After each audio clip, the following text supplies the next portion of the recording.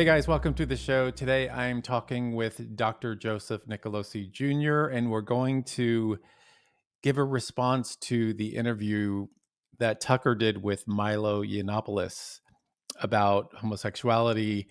And it was a wild interview. If you haven't seen it, it's pretty amazing. It's 2.5 hours long. We'll put the link down below. And we're just going to look at what Milo says about just everything about homosexuality, about his life. If you don't know who Milo is, 10 years ago, he kind of burst onto the national scene. He was like a right wing provocateur for the Republican Party.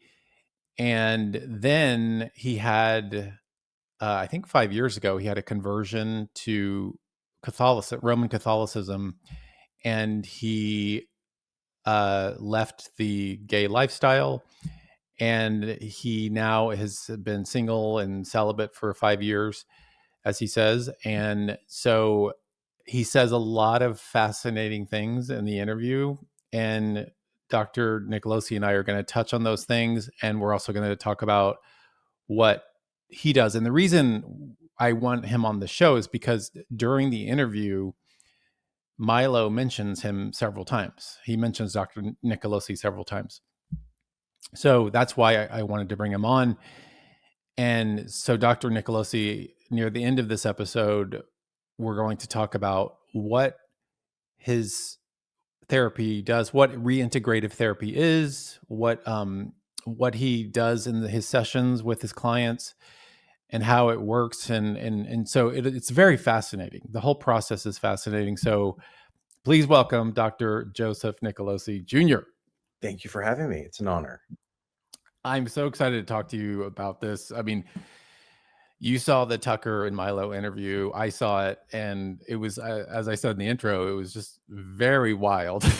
I mean, Milo, he's pretty outrageous. But in the interview, he said some, there were just kind of like these truth bombs, like throughout the interview.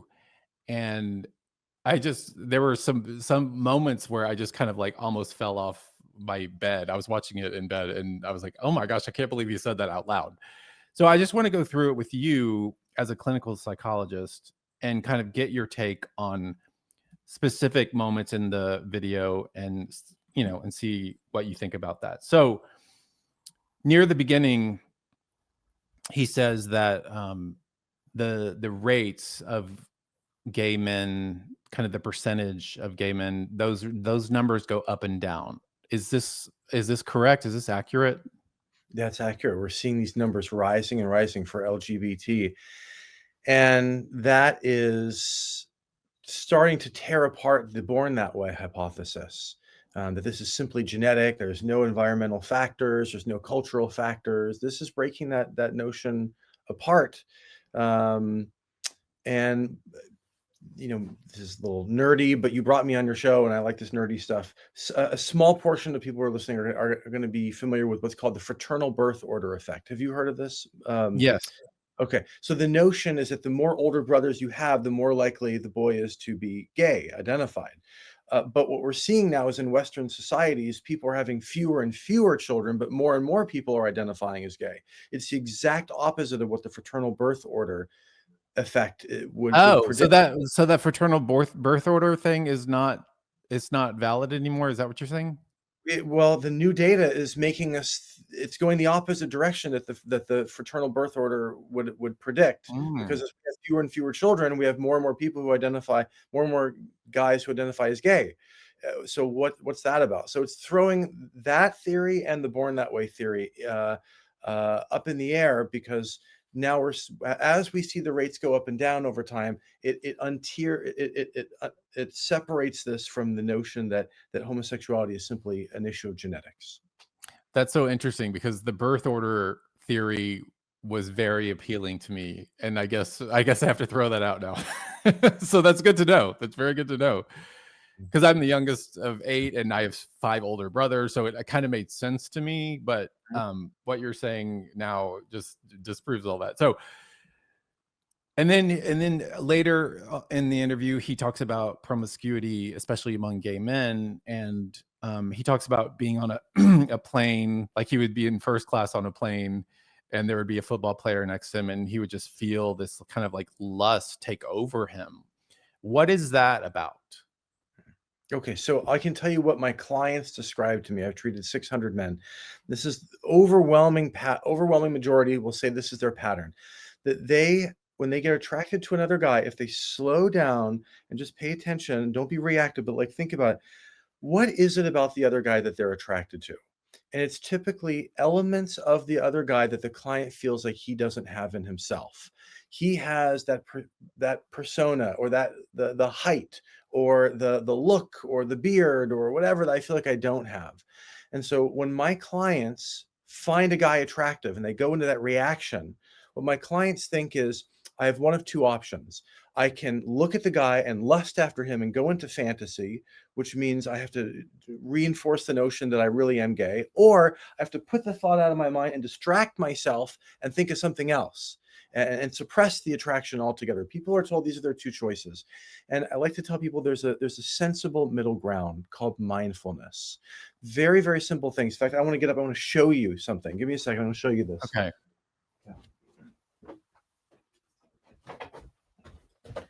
I've started giving people cards. I keep cards in my office. I just hand it here. Do this. Yeah, I have one of those cards. You Yes. have one? Okay. It's got a card. This is just I'm handing these out to people. I say, put in your wallet. You're on the plane. You see a guy who's attractive.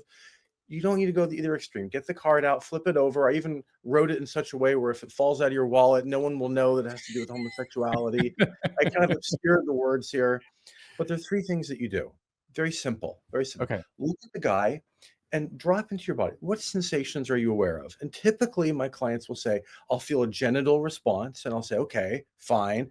Slow down, keep scanning your body, keep scanning. Do you notice anything else? And after a while, they go, yeah, eclipsed behind the genital response is a tightness in the chest. Okay, look at the guy and just practice relaxing your chest. Relax your chest. Maybe that's deep breathing. Everyone's different. Deep breathing. Some guys imagine like putty spreading out. Some guys will even put their hand here and just say soften, soothe, allow. They're kind of saying it quietly to themselves.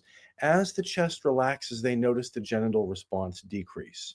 So that's one thing you can do. The other thing that you can do is focus on similarities because my clients will describe eroticized envy. So, oh, I'm attracted to things in another man that I feel like I don't have. That's a shame response. Wow, it's like a shame, erotic envy thing that they do.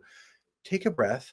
And I know you're focused on how you're different from the guy, but meditate upon how you're similar and look at him and what we're both men. There are things he looks confident. Have I ever been confident? Yeah, there have been times when I felt confident. Sometimes I feel inadequate in my masculinity. Is it possible that he's ever felt inadequate in his masculinity? He doesn't look like it right now, but he is a person. So yeah, he's probably felt that way too.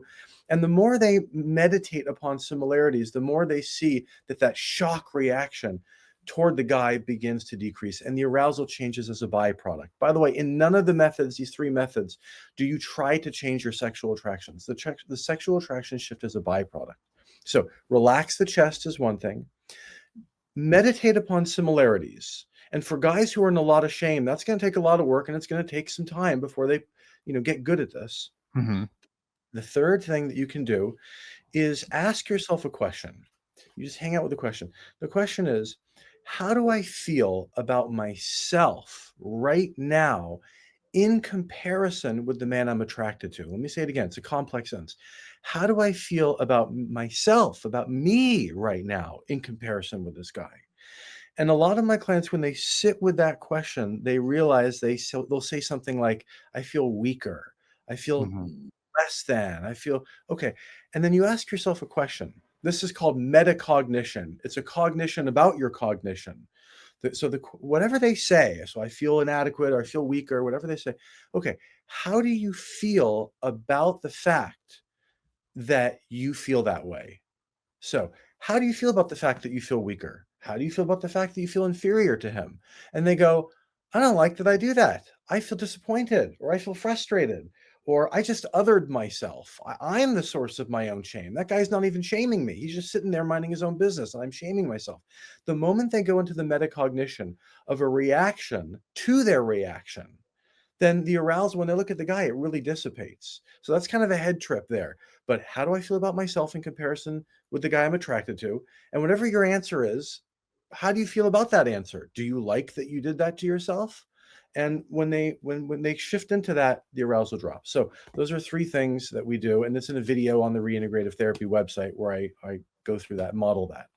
Most chips are poison. They have artificial flavors, colors, preservatives, additives, and seed oils, which are so toxic. My favorite chips in the world are masa chips. They have 3 simple ingredients: organic corn, 100% grass-fed beef tallow, and sea salt. That's it. And they come in amazing flavors. They have blue corn, they have white corn, they have habanero, which is the kind of spicy, yummy one. And this new one, I haven't tried this yet, but it's churro masa chips, which I can't wait to get into later tonight. And then this is my favorite, the lime flavored. These are so good. The chips are so healthy and they're crunchy. They're good for you. They're delicious. So go to masachips.com/Becket and you get 25% off your first order. That's masachips.com/Becket. This is real, delicious food. So good. I'm going to eat the rest of this bag, I think. And you mentioned that eroticized envy, and you mentioned the confident guy, the other guy. What are, besides, because that is a component, and I've experienced that in the past in my life. But what are some of the other attributes of guys that you see a guy and he's just like confident, he's just kind of like sitting in his chair and he's like his legs are spread, he's just like just Right. relaxed, and there is something to that, Yeah. what are there any other attributes like that? It's different for every man. So, but the most common ones I hear: confident, relaxed in his own body. He's like relaxed Yes, in his maleness. he's Things comfortable in his body. Yeah, exactly. Things don't throw him off. He just kind of has a center. Like he'll an attitude of like, whatever happens, I'm going to handle it. He has that kind of attitude. Confident, um, and those are the most common ones. Now it's interesting because I'll have a client. This happened just recently. I said, "What's your ideal guy?" I said to the client. This is in the first session. He's got to be Caucasian. Okay, so I write that down, and then of course later on I get to tell me about your ideal self. Well, I wish I were Caucasian. I'm half Hispanic, and I grew up in Santa Barbara and Montecito, and everyone's like this white person, and I felt like a pressure, and so I felt like, so now I'm attracted to this. Or another guy, who I get all these different versions. One guy. He said, I'm really attracted to men who have the big bodybuilder, bulky kind of look, the Arnold Schwarzenegger look. And it turns out that this guy's father had that. And the client doesn't have this. He doesn't have that kind of natural strength, that kind of build. And his father would go work out with his other workout buddies and lift weights. And the client felt like he didn't have that. So he ended up eroticizing that in other men because he felt like it was what he didn't have. So it's not a cookie cutter approach. So there's a little variation for each person. That makes sense. Okay. And then Milo says in the interview with Tucker, he says that, by the way, I just want to just clarify that you are a Christian. You're a clinical psychologist, but you're also a very serious, committed Christian, just so people are aware of before we go on, because it can get spicy later. But he says that being gay is a trauma response. And, I think we talked about this on the show, the episode we did before, but talk about a little bit about that.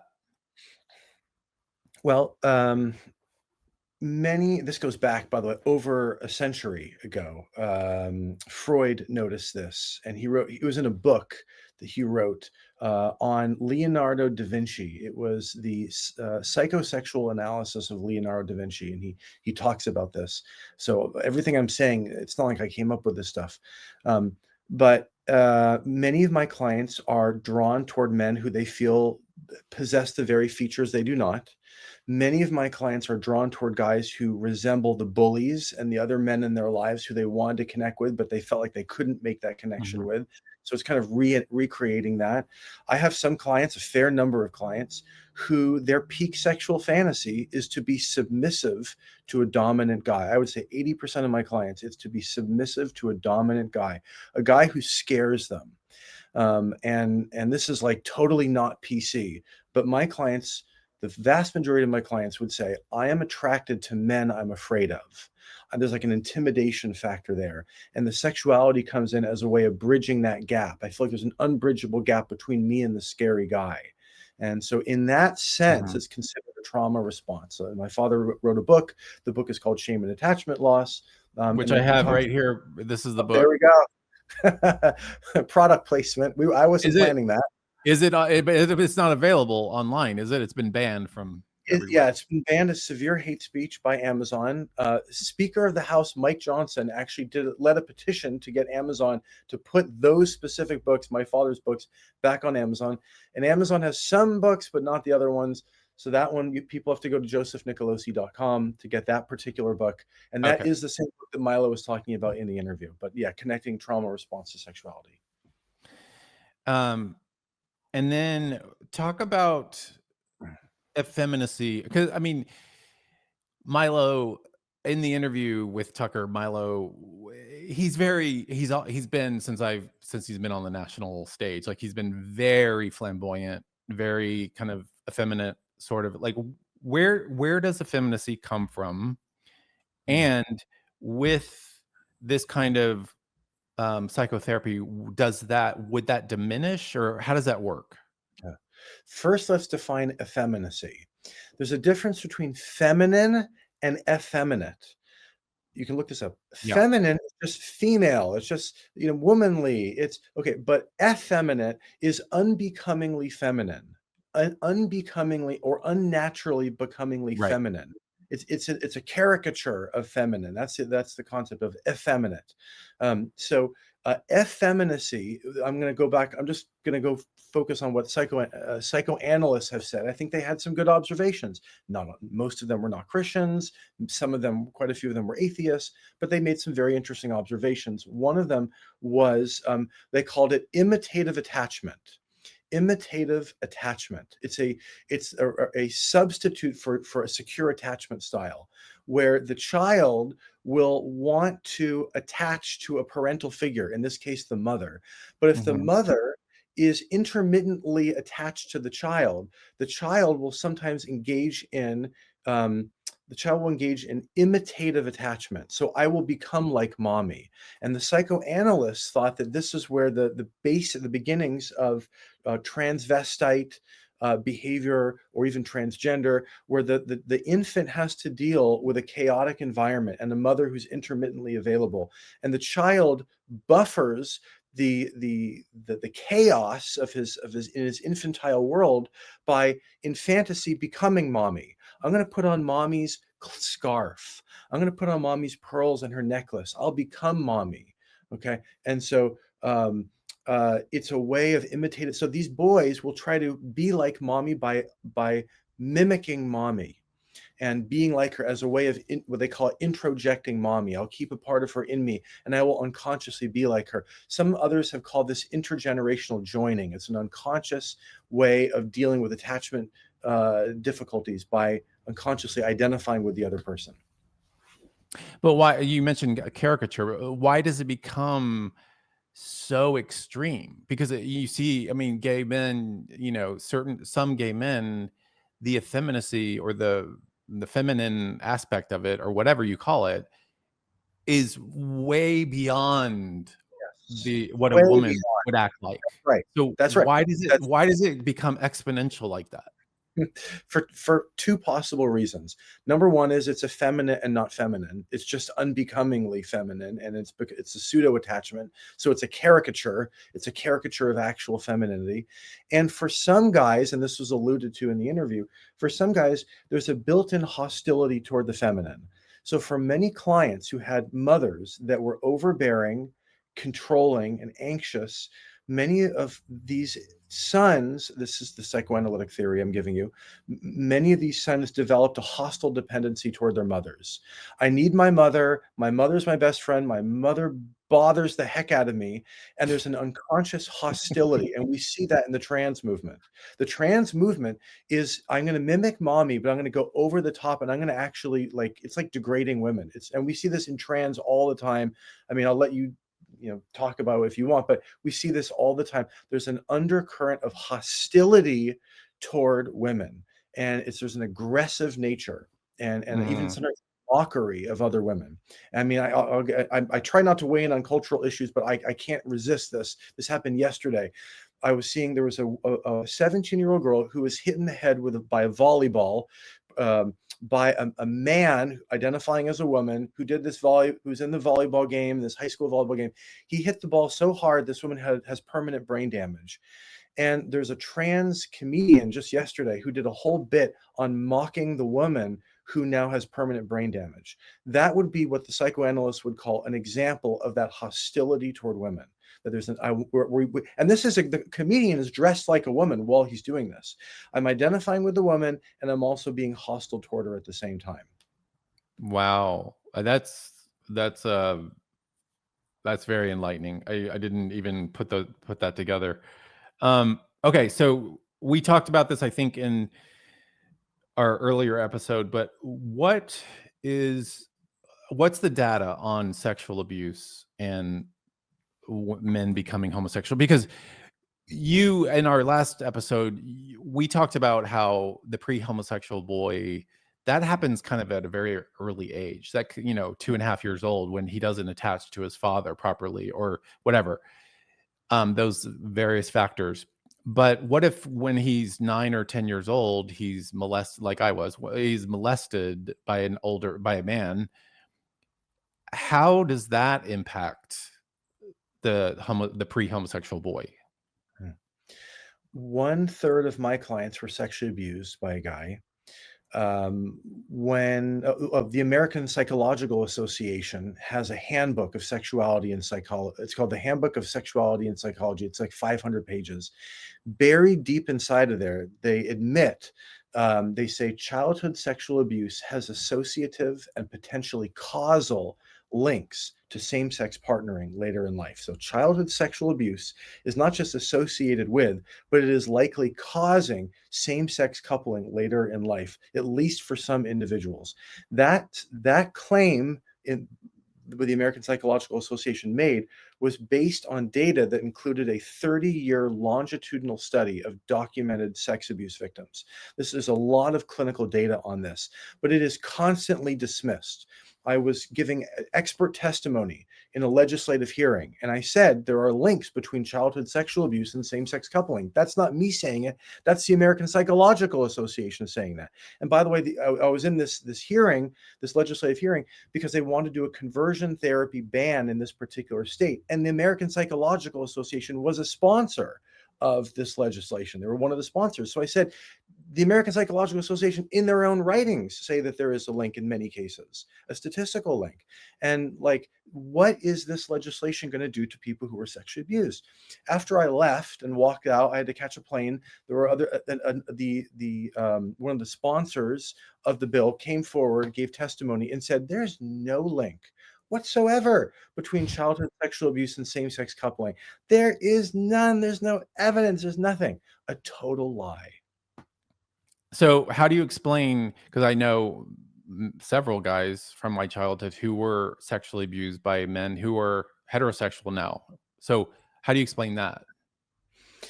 Uh, we don't know how heterosexual these guys really were to begin with. I don't know, but I can tell you that my clients will say that when I was young, this is my clients were tend to be groomed. Okay, so they it wasn't like a stranger jumped out of a bush in the middle of the night and raped them. It's usually someone they knew, and so they were Mm. groomed. This is what grooming means. Grooming is when someone gets to know a child, and the child has a particular emotional need that isn't being met: attention, affection, approval.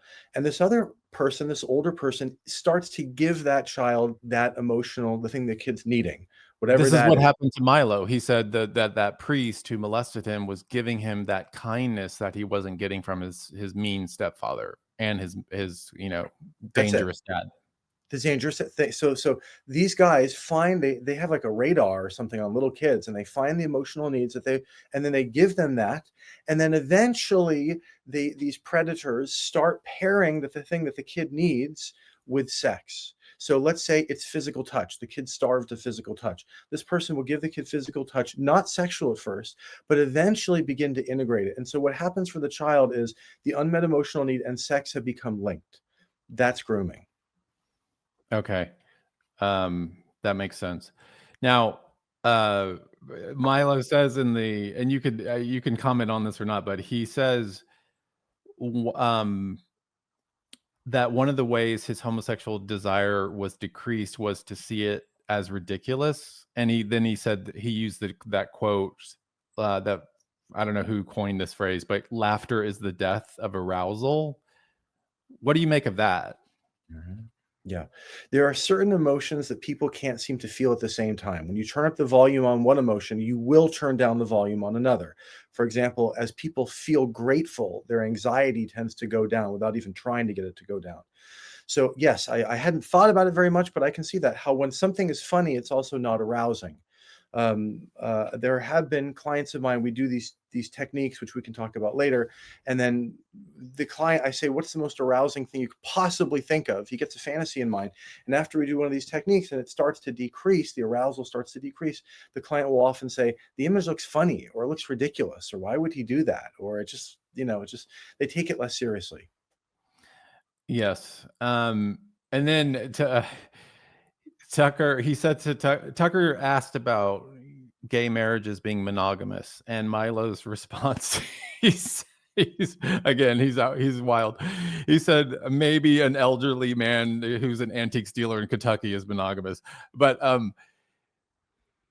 is there data on monogamy rates within gay Yeah. marriages? Yes. So I keep this here for easy reference. Okay, so this is a book this is a classic book, and there's other studies, but I use this one because it's such a classic, called The Male Couple. It was written by the two authors. One is a gay psychiatrist, and the other was a gay psychologist. Not only are they both gay, they were both in a gay relationship with one another, called The Male Couple. And they did a study and they admitted this. They set out to do a study in order to disprove stereotypes about gay relationships. Okay, they studied, I think it was like 156 couples here. By the way, this Mhm. book is endorsed by a former president of the American Psychiatric Association. Um, and they studied 156 couples. Of the 156 couples, how many were monogamous after 5 years? The answer was zero. Zero couples. If people want to go into this, the New York Times reported on another study through San Francisco University that had 556 couples. By the 3 year mark or 2.5 year mark, half of those couples were non-monogamous. So Yes. Well, I can that's testify that I was in 5 serious relationships of, and each relationship lasted ba- pretty much exactly 2 years. And in every single one of those relationships, except one actually, there was infidelity. And so I can testify that it's a very common feature of that life. Mhm, It's just because it's like, well, what's stopping you? It's like I have this impulse, mhm. and my partner's not gonna, he's not gonna care, or if he does find out, he might get upset, but it doesn't matter because I want to do this anyway. And so it's just a common feature in my experience of 20 years living in that life. it was very, very, very common. So I can confirm that.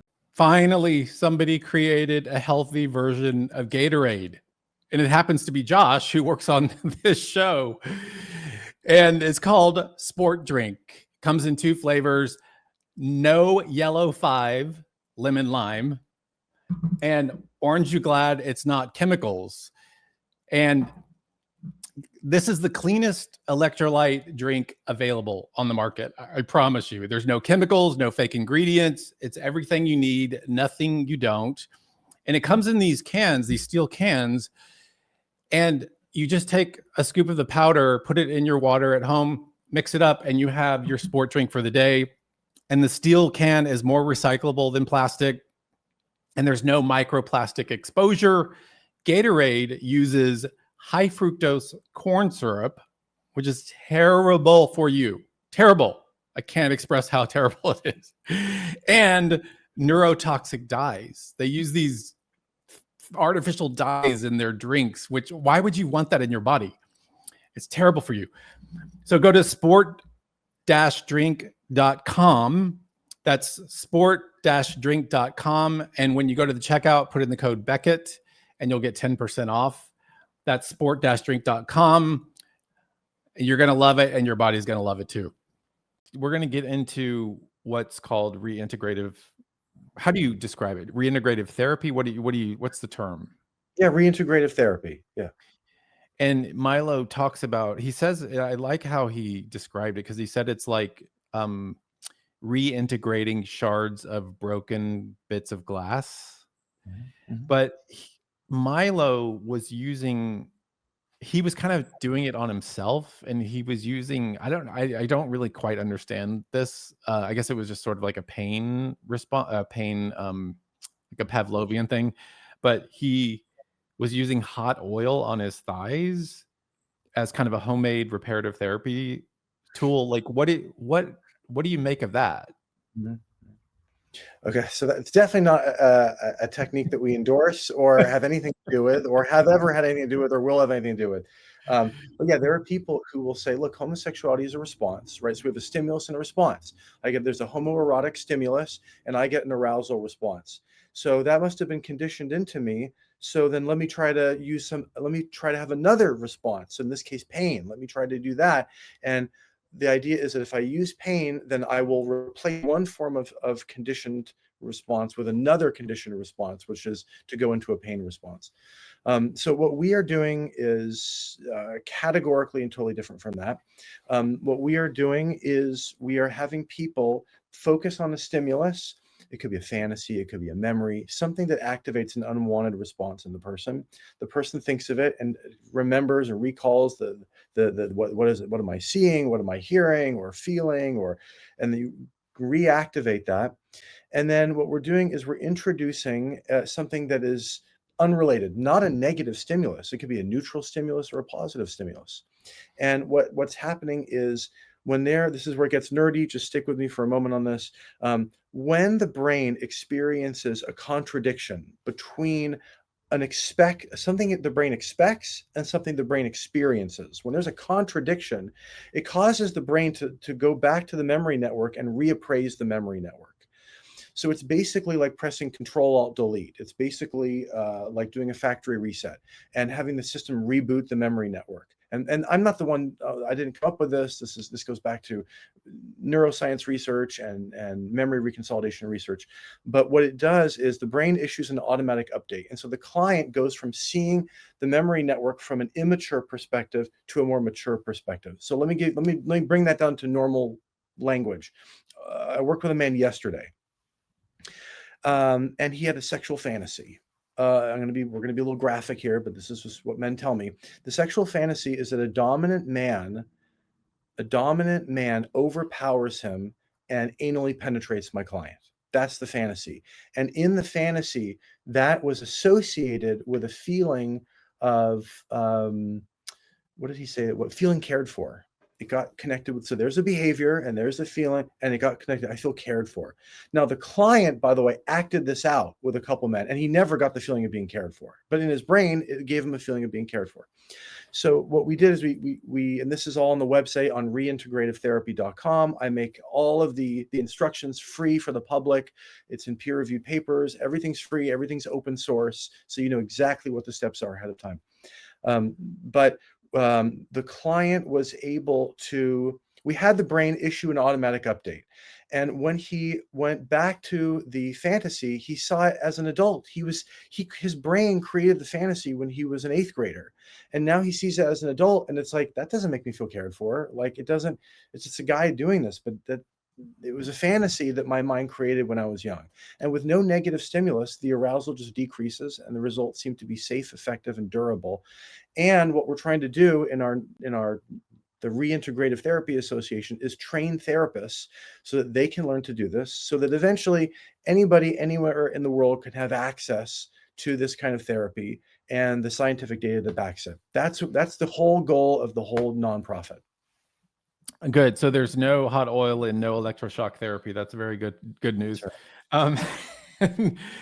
Another interesting thing, now this fascinated me, because I mean, I'm going to out myself now, because I was a client of yours for a year, and people might be surprised by this because I've never talked about this publicly, but it had a profound impact on me in a positive way.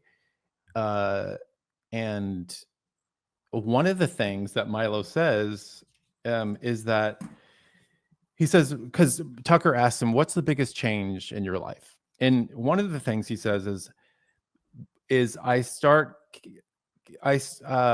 of the biggest changes is I started caring about what happens in stories. Spoilers bother me now because I care what happens to me. I no longer look at surfaces. I want to know the story has a happy ending. And then he talks about Oscar Wilde, how he used to read Oscar Wilde. I've read all of Oscar Wilde's writings and I've seen all of his plays. And I used to think, oh my, how clever he is. And like, and Milo says, I used to like the surfacey lines, the wit, the sparkling dialogue. And he says, now I read history books, biographies. And what's crazy, when he said that, I almost fell out of my bed, because that's exactly what's happened to me. I have become obsessed with reading biographies about historical figures, about historical events. I'm reading a book on Napoleon right now. It's called Napoleon in Life. It's like a 1,000-page book. I just read a book on the French Revolution by Simon Schama, which is like one of the most brilliant books I've ever read on the revolution. I love history books now. And what's interesting is I never in my past, I never liked history books. I only read novels. I love novels. And what's interesting, when I was growing up and even as an adult, my dad, who was like a man's man, he was always reading biographies, history books. And Napoleon, it's funny because the book I'm reading now, Napoleon in Life, he said Napoleon is talking about his soldiers, and he says, the writer says that Napoleon pronounced that novels were for ladies' maids and ordered the librarian only to give the soldiers history books. He says men should read nothing else. This book I'm reading is by his name is Andrew Roberts, and also another thing that happened with Milo is he said that when he first saw Tucker's set, which is a very masculine set, it's all wooded and kind of it's a very masculine set, and he said, oh, when I first saw your set, I was kind of like, ooh, but now he actually really likes the set. And it's the same thing for me as well. Like those kinds of small things have happened in my life where I actually am drawn to these things where in the past I would be repelled by, like football games or masculine things, And now, even clothing, the clothing I wear, I used to be a little more kind of, wear pink pants or whatever, but now I'm just like, I'm very much into just, I'm very, it's like my masculine self that was always kind of lurking there has finally come to the surface. And it's a remarkable thing. So, do you have anything to comment on that? Because I mean, does that is that a common occurrence in some of your clients that they are drawn to these kinds of things now? Yes, and what you just said is a great illustration of an inside out change versus an outside in change. We are being, so-called conversion therapy. That's what the therapies criticized as being. The critics would say this is you're trying to make yourself straight, and you're trying to make yourself dress a certain way and like football and act a certain and drink beer, and like that's an outside in process. That's a complete reversal of what this actually is. What you're describing is an inside out process. And you and Milo both notice, wait, my interests are different. The books I read are different. My stance towards stories is different. Yeah, because now you're more interested in substance over form. Why are you more interested in substance more than just the form of something? Because you're connecting to your own substance. You're connecting to the core of yourself. And the reason you're connecting to the core of yourself is you're getting to your core affect.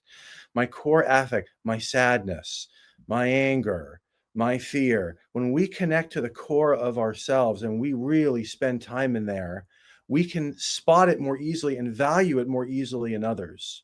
And we can sit with other people in their sadness and in their anger for longer periods of time instead of having to make the conversation artificially superficial. We can go down to the deeps of others, the depths of others, and go into in books or in stories, because we're more able to connect to the depth of ourself. And that's the work of psychotherapy. And that's not reintegrative therapy. That's any good therapy, theoretically, is helping the client connect to the core, his core emotional drives. And as he does that, yes, there's a cascade of shifts in a variety of areas.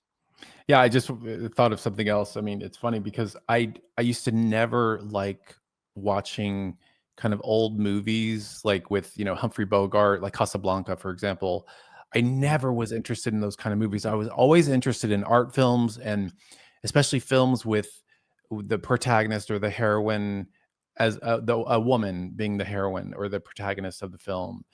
And like the best one of an example that comes to mind is Kate Blanchett and Blue Jasmine. Like that, those were the kind of films I was drawn to. And now it's so interesting because I'm watching this catalog of movies that have been around since the 30s that I never watched because I thought, oh, they're too, I don't want to see Humphrey Bogart, like he's too masculine, like he's I don't, but now I'm so drawn to those movies now. It's Yes. bizarre. Yes. So that Yeah. is just, yeah, that's just more evidence of the efficacy of what you do. Um, Mm. so now let's talk about what you do. Um, talk about reintegrative therapy and how it works. Like what's the process? So the process, let's focus specifically on the process that Milo was talking about. He brought up a research study that he actually had in his hand when he was talking to Tucker. He said there were 144 participants. There's evidence to back this stuff up. Oh, and we'll put So, the chart up. We'll put that chart up right now. okay, great. There we That go. graph. So thank you. What are we looking at? We're looking at, we tested with a randomized control trial, some different interventions. And we tested 3 interventions against a placebo.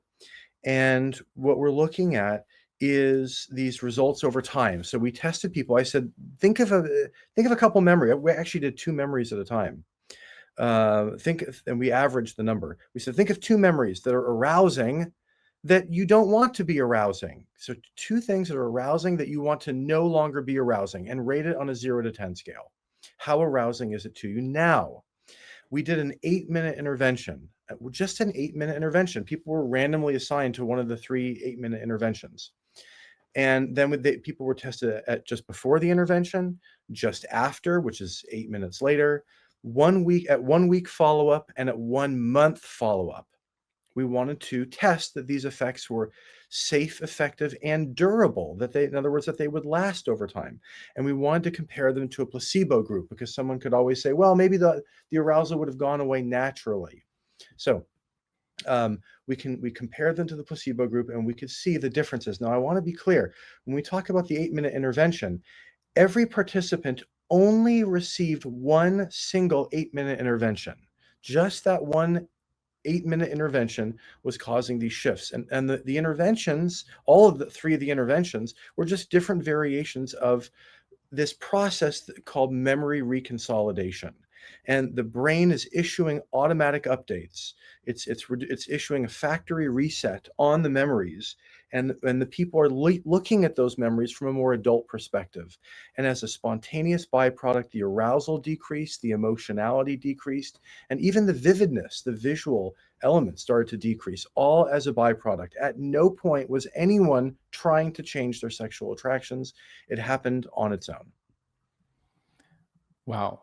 And so talk, because Milo mentioned in the Tucker interview that and you mentioned this a little bit already, but can you give a little more detail about the arousal and then introducing that you know what Yeah, I'm saying? I can't sure. articulate it as well as you All can. right. That's okay. So, um, are you okay with us showing a quick 30-second video? Just Yeah. Yeah. okay. Let's do that Let's now. watch a 30-second video, and then I'll explain what you just saw. I feel like you're born a certain way. I think that they can. I'm definitely open to my beliefs and thoughts being tested. It's weird, but I do feel different. It just was not what I expected at all, to be honest. But that's kind of cool at the same time. I wasn't expecting that. Wow.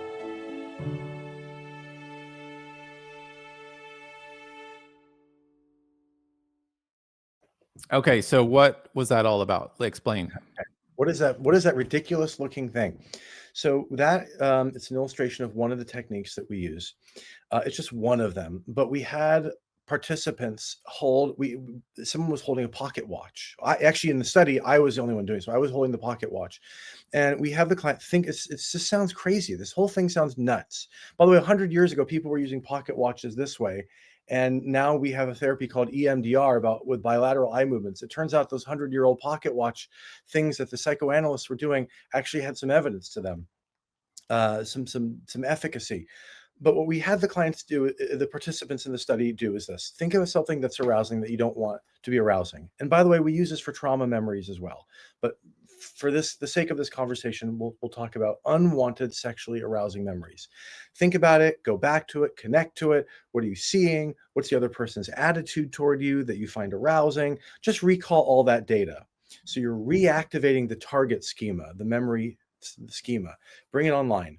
Okay, then you put it aside and you say to the client, think of something else that's like positive and engaging. It could be the best vacation you've been on, playing with your favorite pet, the best concert you've ever been to, whatever it is. And just think about that. And I want you to just follow this, and we do a clockwise motion. And just follow this with your eyes. And while you're doing it, I'd like you to blink rapidly. Blink, blink, blink, blink, blink, blink, blink, blink, blink, blink. We did that several times. Okay, good. Now, think back on the memory. How does it feel? And the person will say that maybe the first time they'll say, I don't notice a difference. Okay, fine. Go back to this. Intensely focus on whatever it is, your favorite vacation. What is it like in Hawaii? Feel the sand beneath your feet. Okay. And then we do the blinking. We do that rapid blinking. We did it about 3 times over 8 minutes. And when the clients went back to the sexual fantasy, no hot oil, no pain, no nothing. They were just thinking about their favorite vacation, the stuff they love to think about. The arousal decreased. And the reason why is in those micro moments when the person is blinking very rapidly, the brain starts to go back to what we had just talked about, which was the sexual fantasy.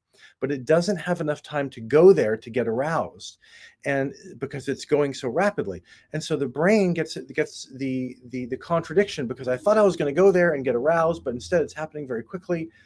And so when you do that over and over and over and you repeat that process, what happens is the brain says, there's something going on with that memory. Let's do Control Alt Delete. Let's do a factory reset. We got to look at that memory fresh. And when it looks at it fresh from an adult perspective, it's like, okay, it's a moment in time. It wasn't as great as I thought. And it just kind of neutralizes it. And when we do this repeatedly, with people, especially when it comes to particular sexual fantasies that are pivotal to them. What happens over time, and we're talking, over a course of sessions here, quite a few sessions, what we notice is that it starts to shift their sexual fantasies. And now the beginnings of the research I'm doing is looking into whether or not that will shift their sexual identity over time. I hope that explanation makes sense. Yeah. Yeah, I mean, it's very it almost just kind of it rewires your brain or regrooves your brain, or just kind of like the pocket watch thing. It's almost like, to me, I mean, I'm as a layperson, it's almost like it's just kind of like scrambling your brain. It's scrambling your brain so that arousal kind of just goes away. And Yeah. I have to say that, after being a client of yours for that period of time,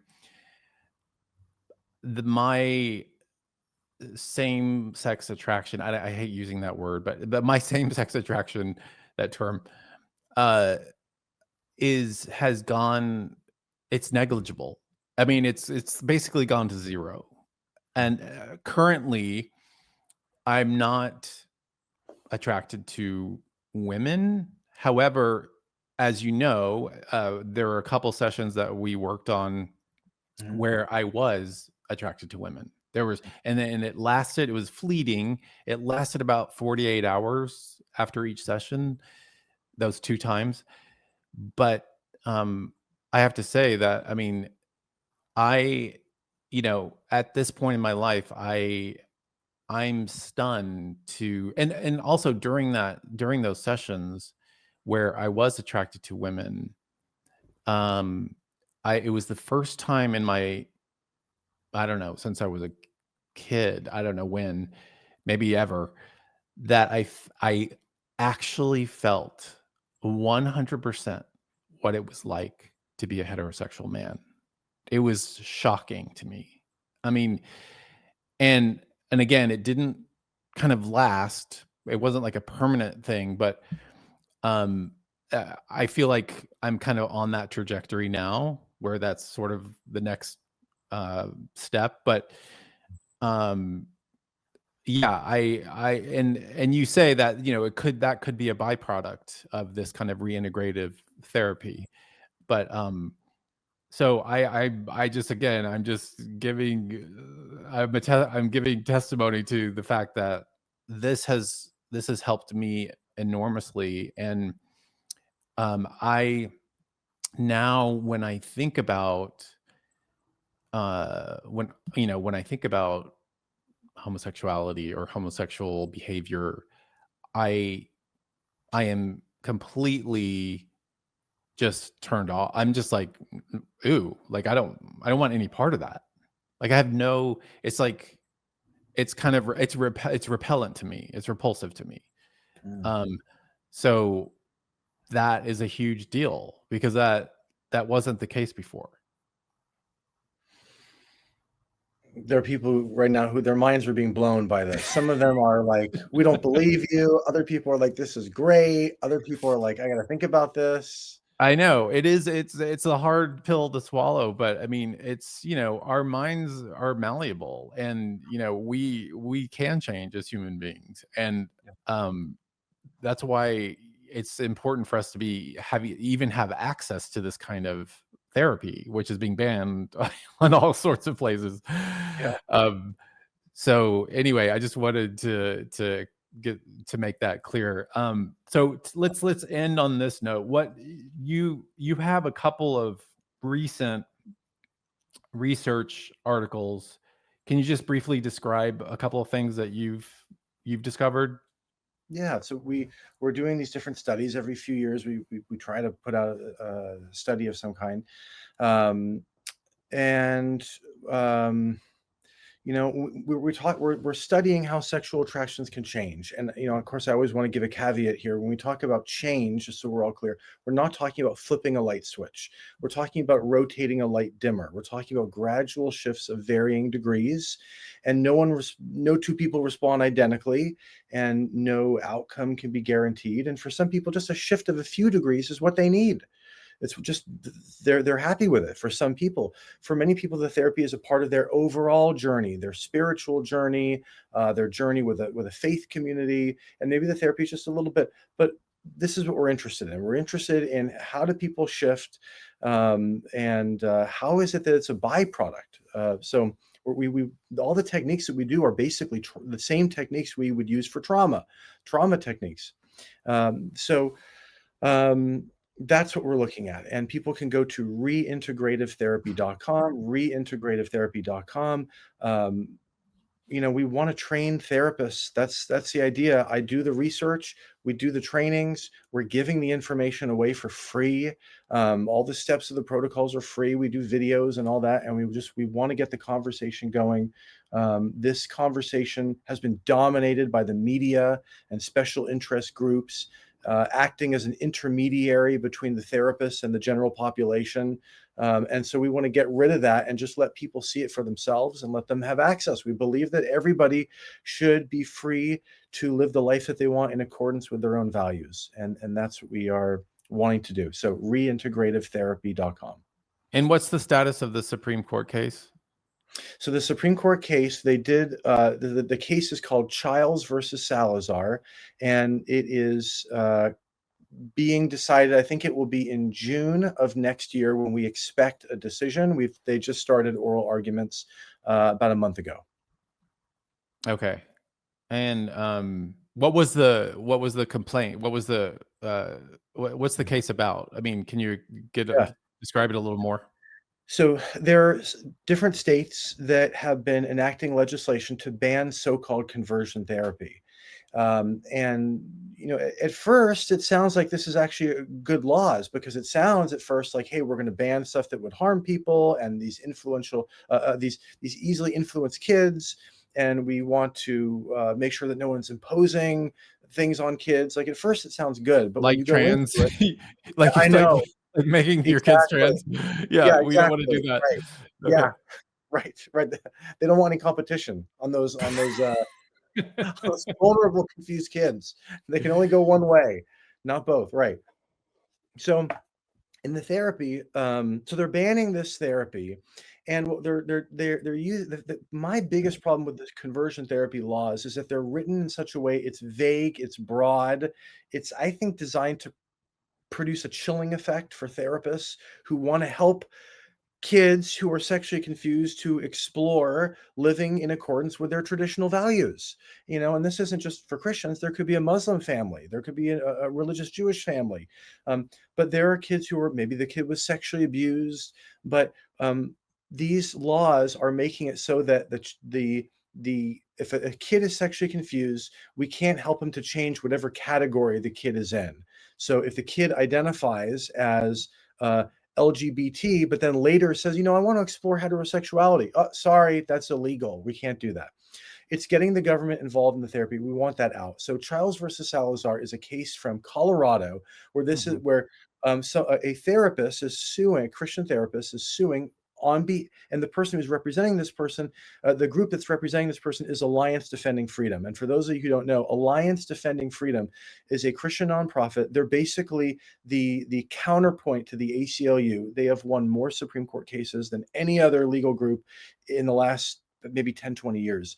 And so Alliance Defending Freedom is representing this woman, this Christian therapist.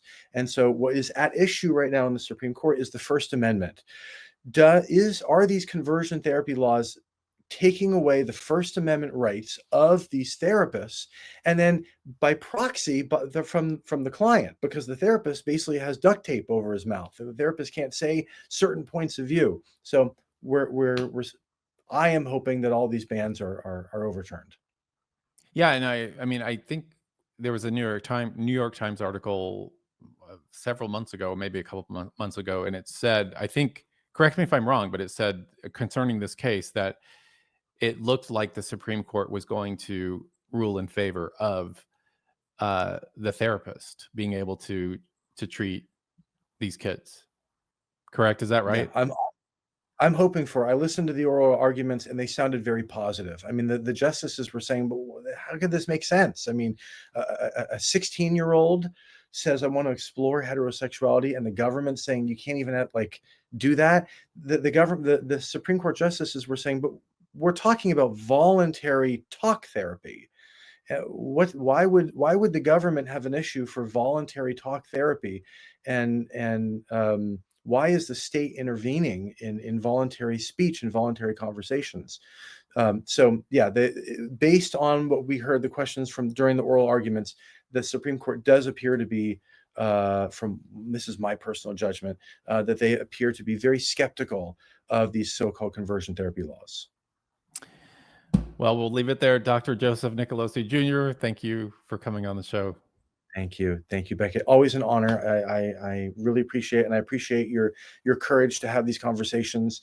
Your courage today to talk about your own personal story. I know I was scared to even talk about this because I know I'm going to get blow. I just want to say this, by the way, if I don't want to get blowback from Christians who are like, oh, yeah, I mentioned this to you last night.